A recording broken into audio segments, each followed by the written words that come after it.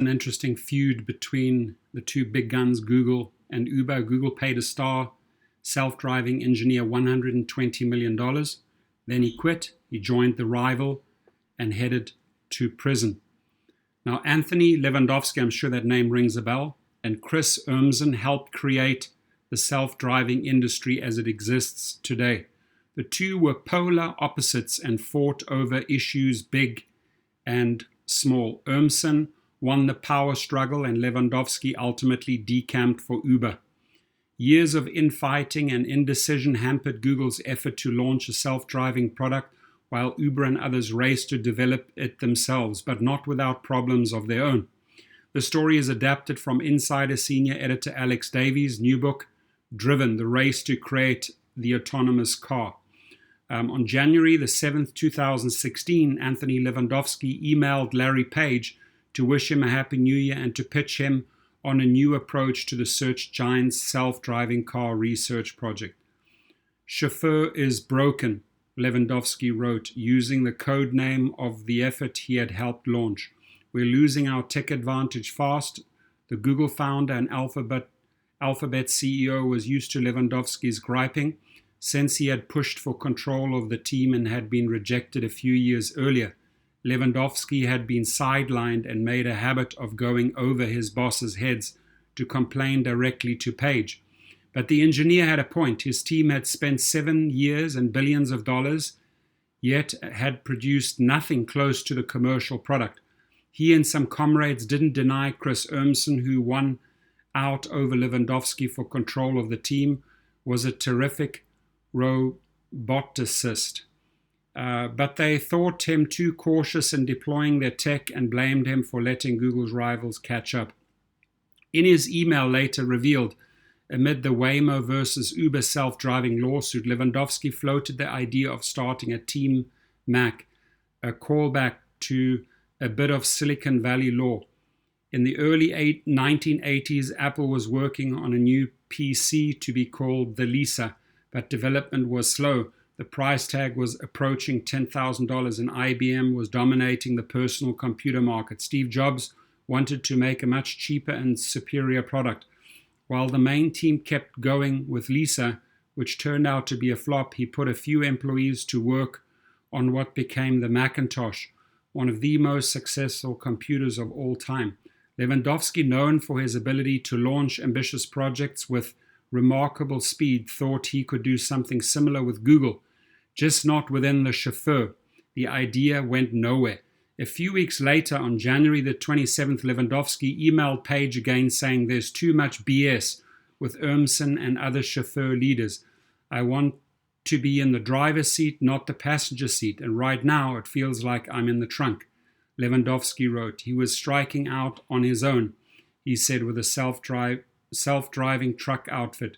When Urmson heard the news later that day, he showed no hint of hesitation. He marched Lewandowski to his desk and had him pack up his things.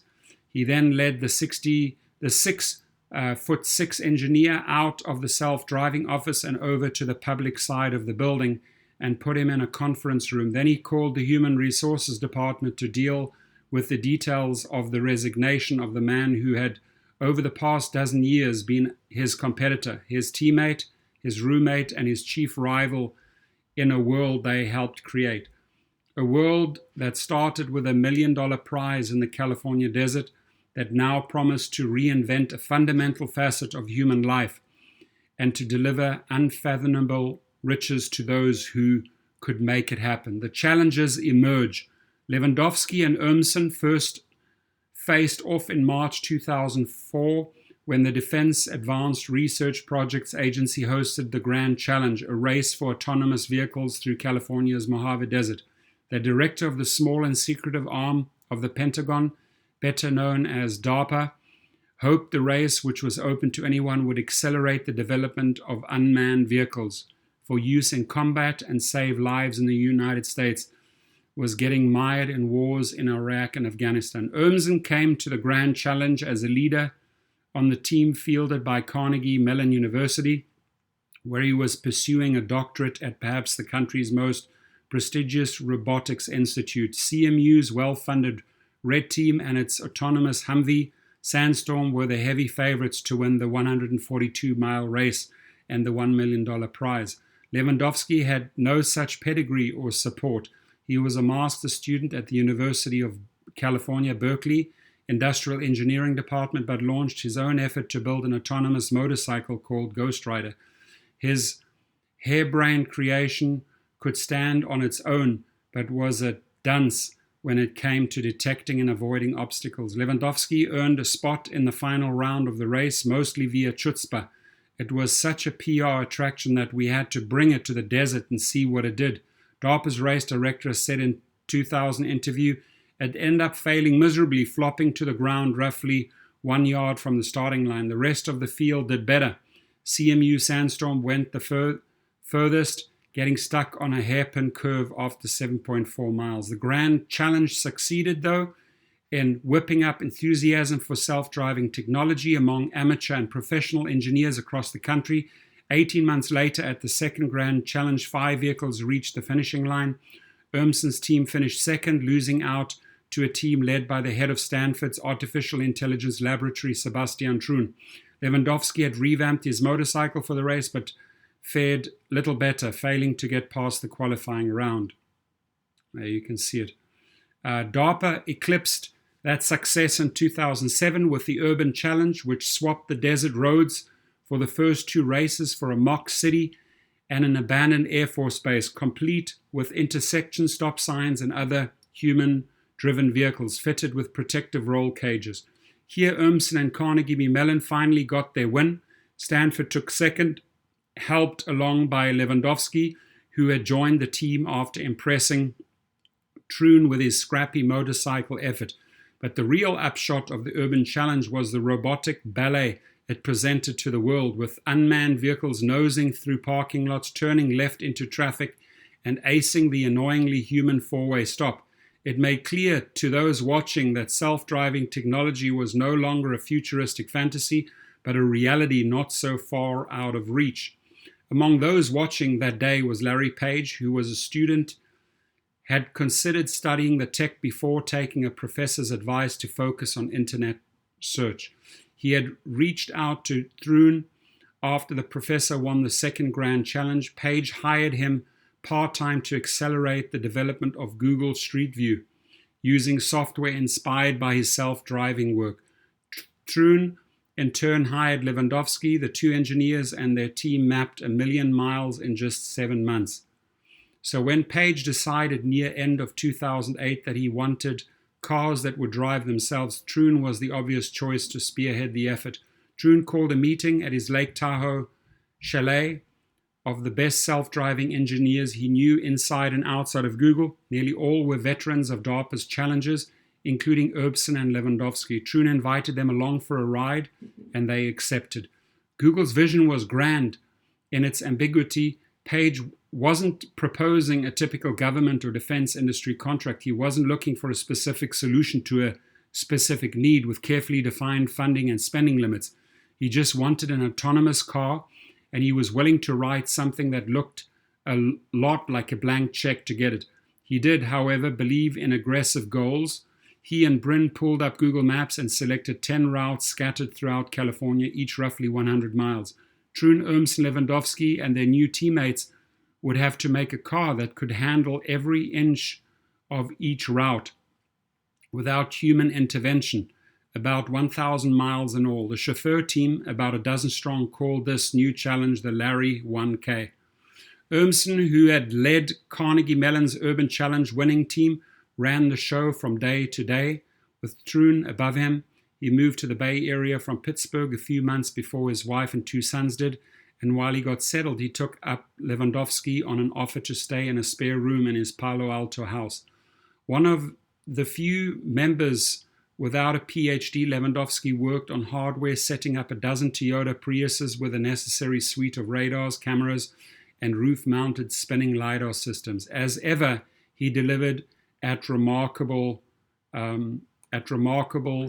speed. In the DARPA challenges, teams had typically taken months to get a vehicle up and running. Lewandowski put a half a dozen cars together in a couple of weeks. The differences between Lewandowski and Urmson were clear from the beginning. The roommates got along well, but they came at the problem at the world in general from opposite mindsets. Lewandowski moved as a blur. If you need to blow up a dam in Germany, Anthony is your guy. Isaac Taylor, Chauffeur's operations manager, said in an interview, the general who's going to win you World War II. Urmson was methodical.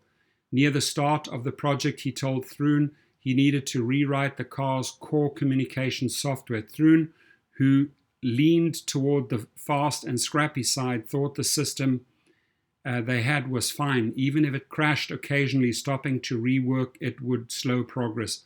Urmson insisted and took several weeks to do the work. The result was a stronger, more reliable system. He was damn right, Thrun later admitted in an interview. Over the next 18 months, the Chauffeur team improved their system at a remarkable pace, racking up tens of thousands of miles of experience on Bay Area highways, picking off the Larry 1K routes, and breaking up long hours of coding with games of foosball. They completed the last 100-mile stretch in September 2010 and celebrated with a party at Thrun's house, where they threw each other into the pool and played human foosball on an inflatable field. A few weeks later, the New York Times tech reporter John Markoff wrote a story that revealed the secret project to the world. He got a ride in the car and gave a positive review, noting it still struggled with things like understanding traffic cops and hand gestures. He also flicked at a murkier challenge, one that would do much to tear the Chauffeur team apart in the ensuing years, writing the company did not yet have a clear plan to create a business from the experiments. Make Anthony rich, the most immediate path to commercializing the technology, it was soon agreed, was to package a version of the software and hardware that automakers could offer buyers as a luxury add-on. On surface streets where the unpredictable conditions and edge case scenarios were still too great for the technology to safely navigate, the car's human owner would drive just as she normally does, but on the highway she'd have the option to let the car take over, similar to the way a car's cruise control functions. It sounded reasonable, provided the Google team could rein in the costs and make the sensors reliable. And so in late 2010 and early 2011, Urmson and Lewandowski began visiting Detroit and Germany to explore partnerships with established automakers. Far from being intrigued, the auto executives that the two Googlers met with were either dismissive or uninterested. They considered testing on public roads reckless, thought the roof-mounted LiDAR laser scan looked impossibly stupid, and said no, they were not interested in working together. There were problems closer to home too, as a result of Lewandowski's side gigs as the founder of a pair of startups called 510 Systems and Anthony's Robots. Google was buying technology from 510 Systems, initially for Street View and later for the Chauffeur project. The unorthodox arrangement meant that Lewandowski was effectively sending Google's money across the bay and into his own pockets, but management had tacitly looked the other way. Google was one of the world's most profitable companies, and Lewandowski, as hard-charging as ever, was getting the job done. By early 2011, however, things were getting awkward. 510 and its sister company, Anthony Robots, had started developing their own self-driving software and a proprietary LiDAR scanner. Cock your head just right, and Lewandowski looked like a potential competitor to the Google effort he had helped start. What's more, one of 510's biggest customers was apparently hoping to acquire their company along with all its intellectual property. Google's chieftains decided that Lewandowski's work would not fall into anyone else's hand, and they moved to buy the two companies. But Lewandowski's questionable setup raised the eyebrows of David Lawley, and the exec who led Google's acquisition team. I don't understand this guy at all, Lawley told Thrun in an email later revealed in court proceedings. As Google, I suppose I'm prepared to take the risk with Anthony, but I can say definitively that I was choosing a business partner to start a company with. There's no way in hell I would proceed. Lewandowski had grown up in Brussels with his mother, a French citizen who worked for the European Union. At 14, he moved to Northern California to live with his father, an American businessman. He wanted to attend high school in the US, he said later, because he thought it would better set him up for professional success. Even if he couldn't write in English when he arrived, he didn't take long to embrace American-style capitalism. At Tamalpais High School in Tony Marin County, Lewandowski sold candy to fellow students. After building a website for the school, he launched a business doing the same for companies around town. Before leaving high school, he had made enough money to buy a 3-bedroom house with some help of his dad and stepmother near Berkeley campus. He kept up a web business called La Raison when he started as an undergrad at Berkeley, but realized the only way to keep up with larger competitors was to cut his prices or win over clients with hands-on customer service. There was no barrier to entry there, he told the university's news site. I don't want to be someone just providing a commodity at a low price. Lewandowski preferred outthinking people to outworking them. His approach to problem solving was to find the hack, the way to game the system and jump ahead. Like many in Silicon Valley, he saw this not as cheating, but as good engineering. Lewandowski was also a fount of charisma. He'd kept his teammates in the DARPA Grand Challenges going with burritos and enthusiasm. In an interview, a colleague at 510 called Conversations with Lewandowski, who would weave disparate ideas into big picture imaginings, almost addictive, but he couldn't win everyone over. Thrun was starting to move away from his leadership of the self-driving team and had considered putting the tall young engineer in charge. He soon dropped the idea, replying to Lawley later that day, I now question whether Anthony is fit to lead Chauffeur. I hear similar concerns from the engineering team. Several people there have contacted me that they have concerns about Anthony's commitment and integrity. Some team members disliked the fact that Lewandowski owned a company from which they were buying hardware. It just seemed shady. Lewandowski didn't help his reputation by wearing a custom t-shirt reading, I drink your milkshake. It was a reference to the 2007 film, There Will Be Blood, about a conniving oilman who bilks people out of their fortunes, murdering a couple along the way. He plays above board, said one Chauffeur teammate in an interview. He just changes the rules as he goes. Ultimately, Thrun concluded that putting Lewandowski in charge of Chauffeur was too risky. If he was the single leader, a good number of team members will leave, he told Larry Page in an email made public during the Waymo versus Uber trial. Urmson, reliable and respected, would take the top spot. The deal to buy Lewandowski's technology and to keep his dynamism in the house went forward, though. Google paid roughly $20 million for 510 Systems and Anthony's robots. Workers who had joined 510 in its first few years and expected a big payout standard fare for an acquired startup were disappointed. Lewandowski had sold 510 for just enough so that the real money stayed with the founders. Anything above the 20 million mark would have gone to the employees. The millions that Lewandowski reaped from the acquisition were just the amuse-bouche. Chauffeur had an unusual bonus structure. At 4-year intervals, Google would come up with a valuation for what they built and pay workers a certain percentage of that number. Leaving before the 4-year mark meant sacrificing the bonus. Most of the team's key members would get a 0.5% share, but Lewandowski, partly to compensate him for selling his companies for relatively low price, would get a tenth of the entire spot, 20 times more than most of his colleagues. The 10%, according to an email from Thrun made public during the Waymo versus Uber trial, was based on a directive from Page to make Anthony rich if Chauffeur succeeds. Pushing buttons. That incentive structure made decisions about how Chauffeur would create a business all the more important. As the research moved along, the engineers staked out their own positions, not just on who would lead, but on where they should go. Lewandowski, always looking to change ahead, advocated for selling an aftermarket kit that could make any car drive itself on the highway. Urmson wanted something more carefully integrated into a car, believing it would be more reliable, even if it took longer to produce. The two men were no longer roommates. Urmson had moved out when his wife and sons arrived from Pittsburgh and had put a down payment on a house with his bonus from completing the Larry 1K. But by now they were finding it hard even to be colleagues. Where Lewandowski had panache, Urmson had pedigree. Born and raised in Canada, he graduated from the University of Manitoba with a nearly perfect GPA before heading to Pittsburgh to get his PhD from Carnegie Mellon's illustrious Robotics Institute. By the time of the 2004 Grand Challenge, he'd helped design robots to trawl for meteorites in Antarctica, assemble space stations in orbit, and search for life on Mars.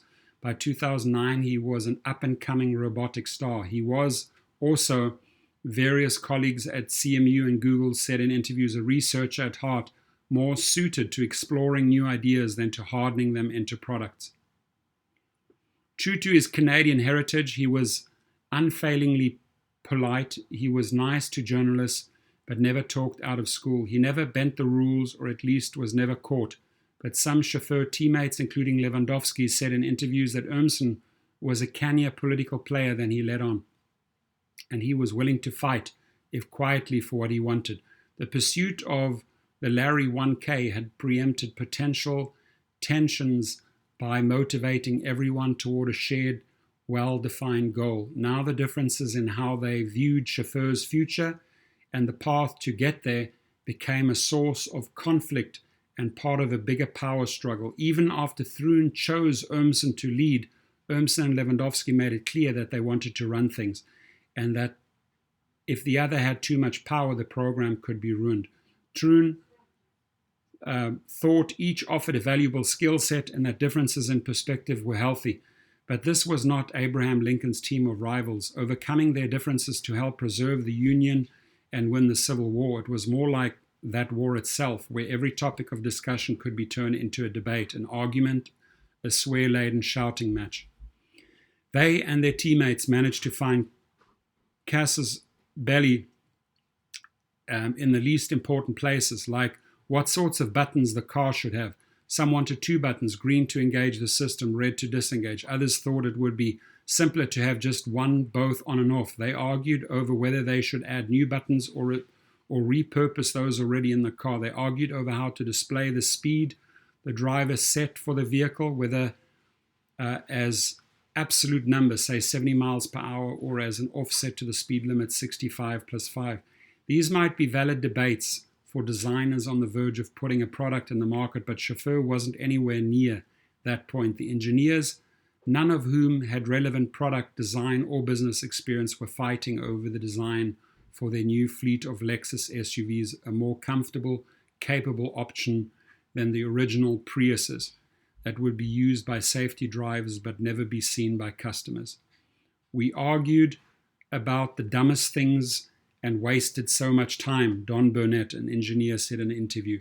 How impactful or meaningful was that button discussion in retrospect? It was a complete waste of time. Tensions between Urmson and Lewandowski didn't affect the team on a daily basis, but the two occasionally erupted at each other, forcing Thrun to intervene. According to Larry Burns' book Autonomy, he admonished the team for infighting in an email. They had climbed one mountain, he said, but were standing at the base of a much taller one. We have not yet saved a single life. We have not yet enabled a single blind or disabled person to operate a car. Thrun didn't want to fire either of the engineers, and neither wanted to leave. Despite their differences, they were building something unprecedented at the only company that had the resources and gumption to give it a shot, and they would only get their bonuses, which promised to be in the 7-figure range, if they stuck around until the end of 2015. The rivalry goes corporate. Uber CEO Travis Kalanick got his first taste of the self-driving future one morning in August 2013 when he stepped out of the Four Seasons Hotel in Palo Alto and saw a Google driverless car waiting for him. The LiDAR spinning away on its roof, with its ride-hailing business taking off, Uber was a hot property.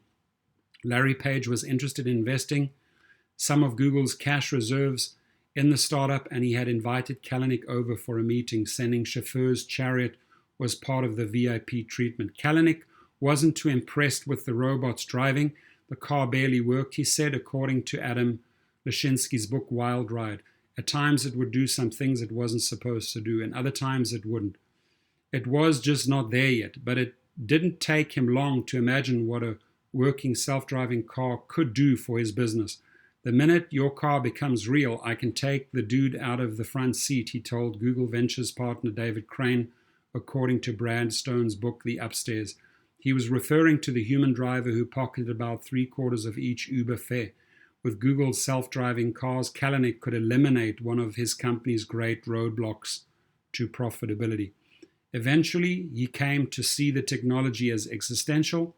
Driverless cars would be safer and cheaper than human-driven ones, and any company that provided them would dominate the market, he said. In order for Uber to exist in the future, we will likely need to be a leader in the AV, autonomous vehicle space, he said in a 2017 deposition as part of Waymo versus Uber case. In that meeting, though, the Google contingent didn't make any promises involving self-driving. Google's leaders talked up how the tech giant's resources could help Uber grow and produce valuable returns on a Google investment. Page put $258 million into Uber and sat Google's exec David Drummond on the startup board of directors. Kalanick cashed the check and figured Google would come back to discuss an autonomous driving collaboration. He didn't know that in the garage on the outskirts of the Google campus, the Chauffeur team was already developing a product not to run on the Uber ride-hailing network, but to challenge it head-on. Though 2012, the Chauffeur team had been focused on a highway product, in early 2013, they gave 100 Google employees self-driving prototypes to use in their daily lives. They told them to use the self-driving function on the highway only and to keep their eyes on the road at all times, staying ready to take control back from the computer. The cars were good, but far from perfect, and nowhere ready to be left on their own. The team rigged up cameras inside the cars and waited for the results to come in. The results horrified Urmson and his colleagues. As soon as the testers got comfortable with the tech, they'd put too much trust in it and started playing with their phones, applying makeup or falling asleep. We realized that this was going to be much, much harder to do than we had thought, Dave Ferguson, an engineer, said in an interview.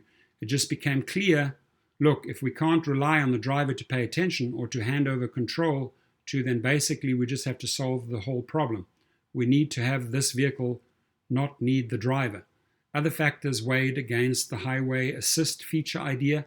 For one thing, the mainstream auto industry was by now developing similar technology. Automakers, including Mercedes-Benz, Audi, Cadillac, and Tesla, were moving forward toward using camera and radar systems to let their cars take over on the highway. Even if Google's system performed better, it wouldn't look much more sophisticated. Plus, the idea of the limited feature annoyed Sergey Brin, who had greater ambitions in mind than making Google an auto industry supplier. If the tech giant wasn't to be serious about driverless cars, there was no point in starting with a halfway solution. So Urmson found a new way forward. After years of modifying Prius and Lexus cars, Google was going to create its own vehicle, one designed for total self-driving. No steering wheel, no pedals, and Google was not going to sell it either. Google will operate just like Uber as a ride-hailing service, but without the dude in the front seat. The design team drew up an electric two-seat vehicle, roughly the shape of a child's Fisher-Price car, but with doors and painted white and gray instead of yellow and red. Google teamed up with Detroit-based auto industry supplier Roush to put it together, with the exception of the main LiDAR, which sat on the roof like a Shriner's fez. The sensors were tucked carefully into the vehicle's body. Urmson wanted it to be approachable and friendly. The headlights, short-range LiDAR, and grille formed a little face. Chauffeur called it Firefly, based on its cuddliness and black nose. The press and in private some Googlers took to calling it the koala car. Interesting. Firefly's cutesy nature belied the fact that delivering on Urmson's lofty vision of a vehicle to usher in the age of autonomy had been no easy thing. For more than a year, the Googlers struggled with the vagaries of hardware development. Urmson wanted an exterior made of foam so that any collisions, even at the vehicle's lowest speed, could be less likely to hurt a pedestrian. It was a nice idea that didn't reckon with the difficulty of getting the right kind of foam, a material that would keep its shape over time but remain pliable enough to serve its purpose, or the fact that when they did find the right balance, they couldn't get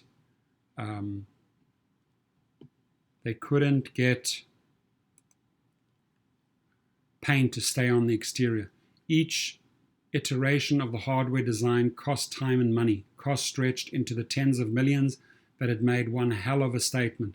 Firefly made its official debut in May 27, 2014, with Sergey Brin spoke on stage with the journalists Kara Swisher and Walt Mossberg at Recode's inaugural Code Conference in Rancho Palos Verdes, California. Swisher asked the obvious question: if you have the self-driving car fleet, don't you need to own the reservation system, which is Uber, which you have a big investment in? Brin punted, saying the team would sort out the details of the business closer to wide-scale deployment. Longer term, it's not clear, he said. We're almost certainly going to partner with a lot of companies, possibly Uber. Travis Kalanick was at the same conference and had received the heads up that Google would be talking up a service that sounded a lot like a human-free competitor to Uber. He was furious, but when he took the stage for his own talk, he said he loved the idea of plugging autonomous vehicles into Uber's network, and that it would be great news for riders, making Uber cheaper than owning a car. The reason Uber could be expensive is because you're not just paying for the car, you're paying for the other dude in the car. What an insult. He said, what he didn't say was that he wasn't going to wait to see the results of Brin's possibly working with Uber. If Google wasn't going to help him free up the driver's seat, he was ready to do it himself. Uber counterattacks. In early 2014, Kalanick tasked his chief product officer, Jeff Holding, with surveying the robotics world and scouting for a team that could rival the collection of DARPA's challenge veteran Sebastian Troon had assembled. Uber made it its initial move at the end of 2014, hiring the staff of a small Pittsburgh company called Carnegie Robots. Like most of his colleagues, Carnegie Robots founder John Bars had started his career with Carnegie Mellon University. Once convinced of Holden's seriousness, Bars and his team got excited about the idea, using their expertise to improve the lives of everyday people. And Uber, with its existing fleets of drivers all over the world, offered a natural path to enter the market as the robotics mastered more kinds of roads and territories they could, over many years, gradually take the place of those humans. Chasing Google's effort, nearly 6 years old at this point, would take a serious investment and serious brainpower. Kalanick could provide the former. For the latter, Bears went into Carnegie Mellon University's National Robotics Engineering Center, which he had led for 13 years before launching his own company, familiarly known as NREC, pronounced ONREC. The center operates as a mostly autonomous arm of the university. It focused not on research, but on building real robots for real customers like John Deere and US military. Nowhere else Bars knew where he finds so many specialists, not just in making damn good robotics, but in making them work commercially.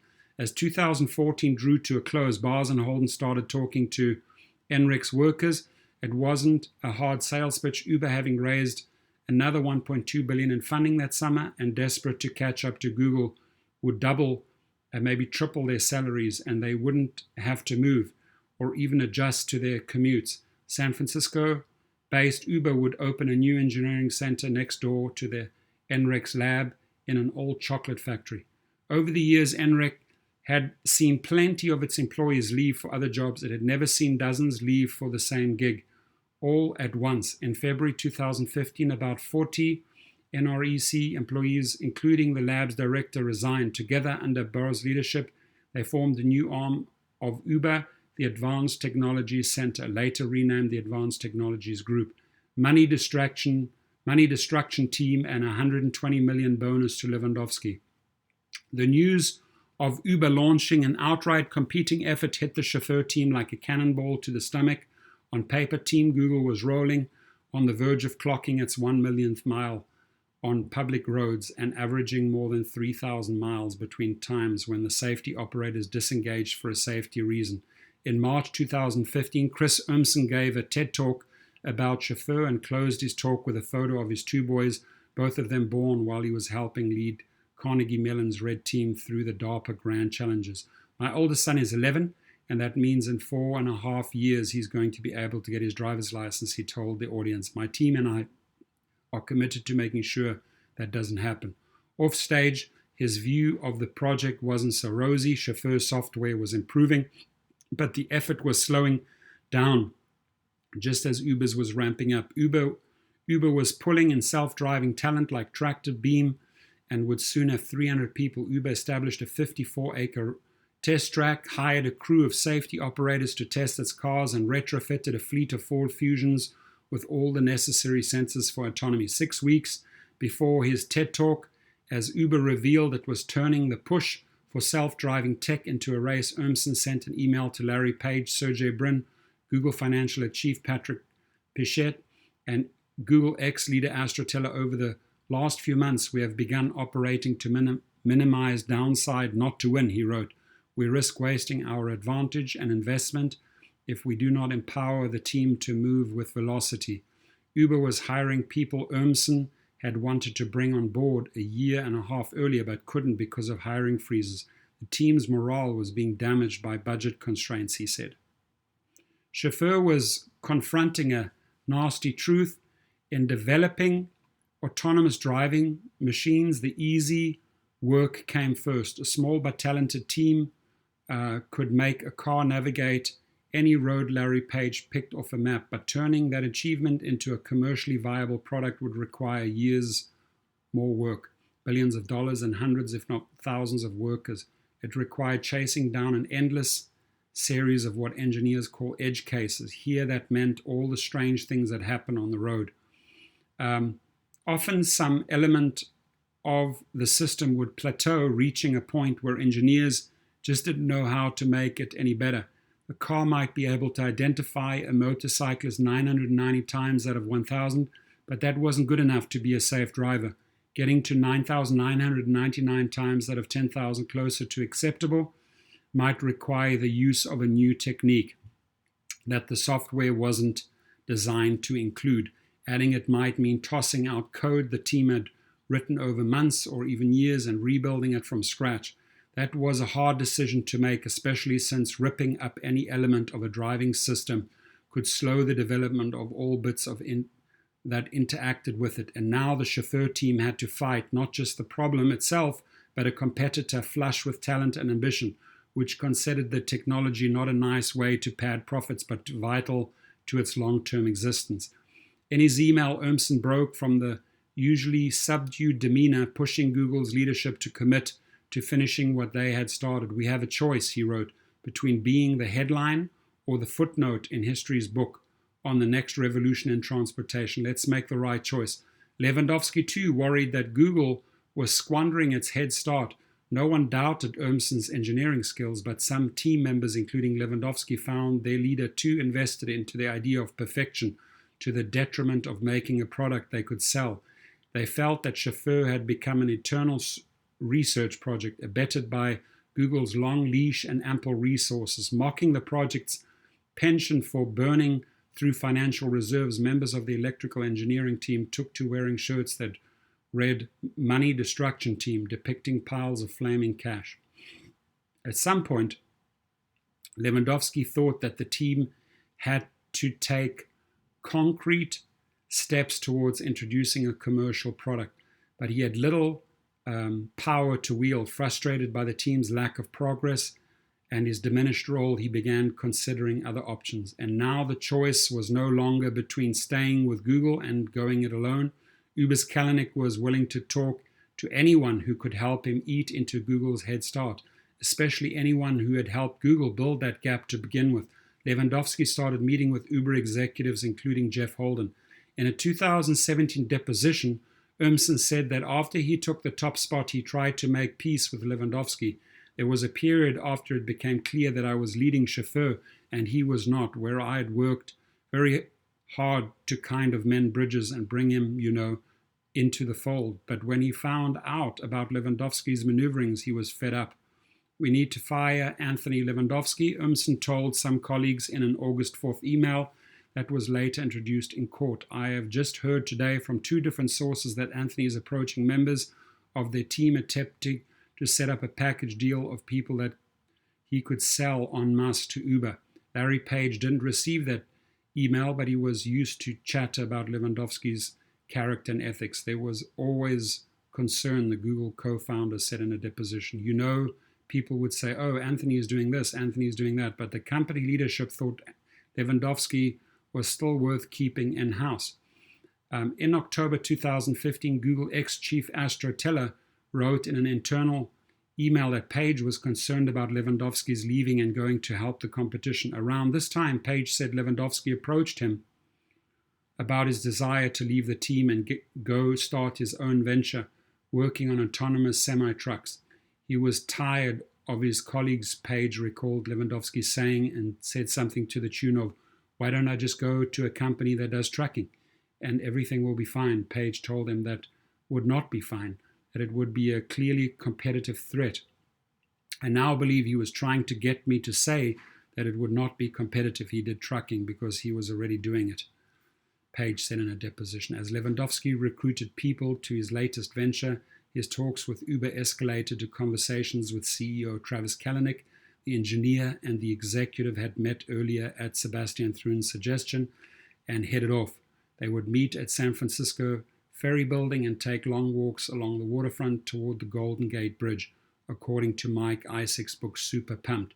They exchanged hundreds of text messages and spent jam sessions brainstorming. Lewandowski said in an interview he saw Kalanick as something of a mentor.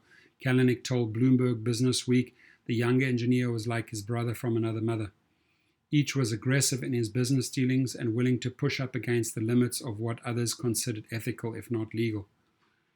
Both saw self-driving as it was during the DARPA Grand Challenges. First place got the prize, with nothing left over for anyone who pulled in second. Autonomous transportation is very possibly a winner-take-all, and this existential for Uber, Kalanick told his team in an email made public during court proceedings. And Uber wasn't looking like a winner.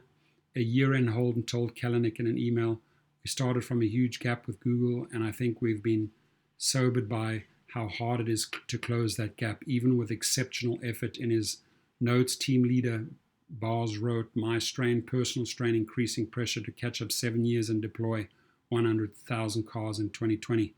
For Kalanick, bringing Lewandowski aboard was an obvious way to supercharge his team's bid to be that winner. He considered the Googler one of the world's premier experts on the subject, someone who had been studying the problem for more than a decade and knew how to get the operation off the ground fast. Kalanick's do-or-die attitude appealed to Lewandowski. Uber had to ship a product, he said in an interview. This would be no internal research product, so they settled on a straightforward plan. Lewandowski would leave Google and start his own company, a robo-trucking effort called Otto, which Uber would acquire a few months later. The timing was just right. It had been 4 years since the brokering of the Chauffeur equity deal. The end of 2015 was bonus time, and Google sticking to the instructions Page had issued in 2011 made Lewandowski rich. They pinned the value of the self-driving effort at $4.5 billion, which translated to $120 million for the engineer. On January the 27th, 16, Kalanick received an email from an exec on Uber's deal team. We have a tentative deal with respect to Newco, using their placeholder name for the company Lewandowski would launch. Later that day, Lewandowski sent his in-the-trunk email to Page, then made his exit from Google, escorted by Urmson. Self-driving diaspora. In August, Uber made public its acquisition of Otto, which it had sealed in April, and also announced it would launch its self-driving Ford Fusion sedans and Volvo X90 SUVs on the streets of Pittsburgh. They'd be part of Uber's regular service with safety operators up front and free rides for passengers who happened to order one. Uber, not Google, would be the first company welcoming the public to its autonomous vehicles in the United States, and the man in charge of the effort was Lewandowski.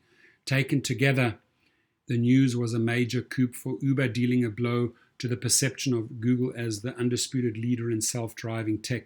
It rattled the Chauffeur's team too, and came at a bad time. Lewandowski wasn't the only core team member to leave Chauffeur after bonuses were doled out. And he wasn't alone in thinking a nimbler, more targeted effort could make progress where Google had struggled. In August, a longtime engineers Dave Ferguson, Jiajun Zhu, and Russ Smith quit to start Neuro, a venture focused on what they considered a near-term achievable commercial enterprise. Local deliveries using low-speed autonomous vehicles, hardware led by Brian Salesky, followed them out the door a few weeks later and launched Argo AI, which eventually partnered with Ford and Volkswagen. The most significant departure that summer was that of Chris Urmson. Earlier that year, he'd lost his top spot to John Krafcik, a former auto exec Larry Page and Sergey Brin hired to be project CEO. By some accounts, he and Urmson didn't see eye to eye. Either way, after 7.5 years with Google, Urmson wanted a change. In 2017, he announced he was launching his own self-driving venture called Aurora Innovation. With the news that Uber had brought in Lewandowski and was opening a research center in the Bay Area, the remaining Googlers worried about losing their potency. The rest of the world was watching on to the potential of self-driving technology, and Google was no longer the only game in town. It's clear how active the space is right now, with VCs and large companies waving crazy opportunities around. Dmitry Dolkov, who replaced Urmson as tech lead, told Krafcik and others in August 2016 email made public during Waymo versus Uber. Uber was actively looking to poach Google engineers and Chauffeur, which had temporarily frozen hiring, lost more than a few people to its rival. I think we should be seriously concerned, Dolkov wrote. Jail time and bankruptcy for Lewandowski, while Urmson and others edge closer to the finishing line. Google's self-driving project was, however, still making progress. It became its own company called Waymo under Alphabet's corporate umbrella at the end of 2016. In 2018, it started a pilot program in the Phoenix suburbs, allowing carefully selected beta users to ride in the autonomous minivans that had replaced the Firefly car, with human backups at the wheel. It wasn't until 2020 that Waymo started taking the safety operators out of its cars in earnest, and even then it started with a 50 square mile area. Dolkov was right to be concerned about competitors eating into the lead Google had built through the years of self-driving research and development. In the case of Uber, the search giant called foul play. Waymo sued Uber in 2017, accusing it of stealing trade secrets. It turned out Lewandowski had downloaded a trove of internal documents on his way out the door. Uber quickly fired Lewandowski and the companies ultimately settled. But in 2019, the Department of Justice indicted Lewandowski on criminal charges of trade secret theft. He ultimately pleaded guilty and was sentenced to 18 months in prison to be served once the COVID-19 pandemic has ended. And his massive bonus didn't help much. An arbitration panel ruled he engaged in unfair competition when he left Google, and he owed his former employer $179 million. He declared bankruptcy. The self-driving unit at Uber that Lewandowski had briefly led fared little better. In March 2018, a few weeks after the lawsuit with Waymo ended, a self-driving Uber car hit and killed a woman in Tempe, Arizona. Subsequent reports revealed not just that the effort had a shoddy safety culture, but that it had made little progress toward a self-driving car.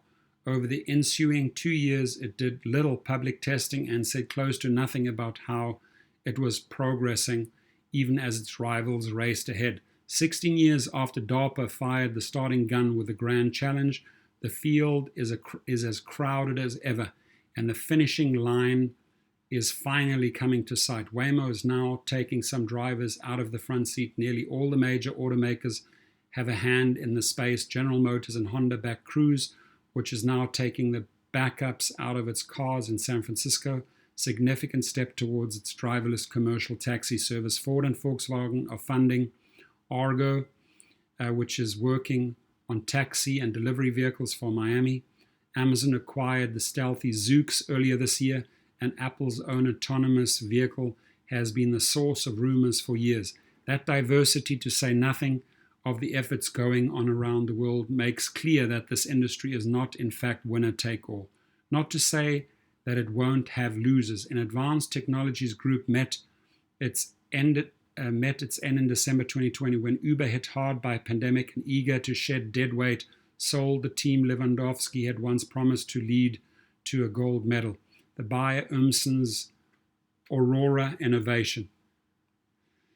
Wow, that definitely is a super interesting story. 50 minutes long. I'll put the link for you guys underneath the video. Check it out below. I do want to give my sponsor, Cover, Kover. It's a gig protection plan for gig workers out there that are driving for Uber, Lyft, and other companies. Multiple different protections while they are on the job. For example, if they get deactivated, they can have a sister company called LegalRideshare send out a legal letter and get them reinstated. They also offer 24/7 health service, sick leave, pay time off, automatic mileage tracking, and the package only starts at $7 per month. So check out Cover. You get 1 month free with the link underneath my video. And then I hope this never happens, but if you do ever get into an accident, if you are injured, if your riders are injured, you want to make sure you reach out to LegalRideshare.com. They'll handle the entire insurance process for you. If you have property damage, injuries, or wage losses, LegalRideshare.com is based in Chicago, and they help gig workers nationally. Please give us your feedback. How did you enjoy this story? It really takes you through all the years and just shows how the different players that have been battling it out and using these top engineers to get where they are today. I found the story fascinating and I learned a lot. So have a great day. Stay safe out there. And please like and subscribe. Thank you.